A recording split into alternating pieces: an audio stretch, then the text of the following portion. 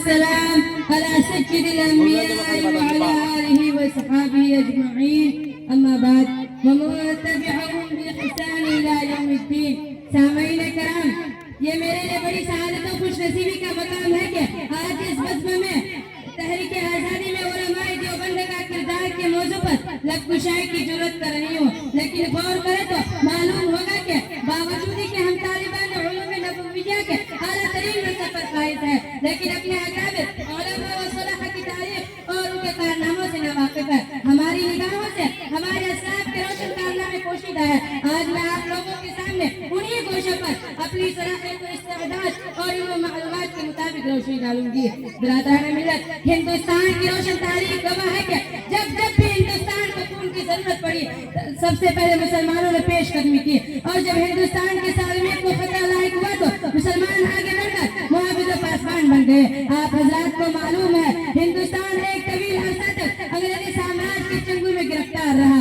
مغلوں کی کمزوری، ملک کی بدامنی و طوائف الملوکی کی بدولت ہندوستان کو تو کہ غلامی پہننا پڑا. ایسٹ انڈیا کمپنی نے زبردست سازش کر کے ہندوستان میں اپنا قبضہ کر لیا تھا اور یہاں کے آزاد و خود مختار حکومت و عوام کو اپنا محکوم و غلام بنا لیا تھا. میں اس طویل تاریخ کے چکر میں نہیں پڑوں گی. مجھے عرض یہ کرنا ہے کہ انگریزوں کے خلاف سدائے جہاد بلند کرنے والے اور انگریزی سامراجی طاقت سے نبرد آزما ہونے والے مسلم حکمران تھے. سب سے پہلے سید احمد شہید اور اسماعیل شہید رحمۃ اللہ علیہ نے پرچم جہاد بلند کیا اور انگریزوں کے خلاف جہاد بلند کیا.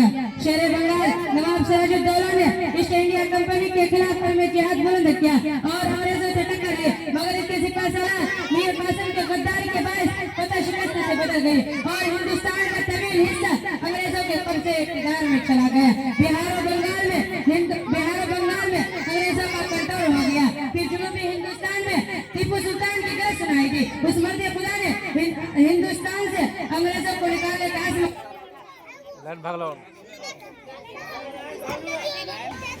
بہار و بنگال میں انگریزوں کا کنٹرول ہو گیا. پھر جنوبی ہندوستان میں ٹیپو سلطان کی گرج سنائی دی. اس مرد خدا نے انگریزوں کو ہندوستان کی پاک سرزمین سے باہر نکالنے کا عزم کر لیا تھا، مگر اس کے ساتھ بھی غداری کا معاملہ ہوا اور اس کے سپاہ سالار میر قاسم نے غداری کر کے ہندوستان کو صدیوں کے لیے انگریزوں کا غلام بنا دیا تھا. ٹیپو سلطان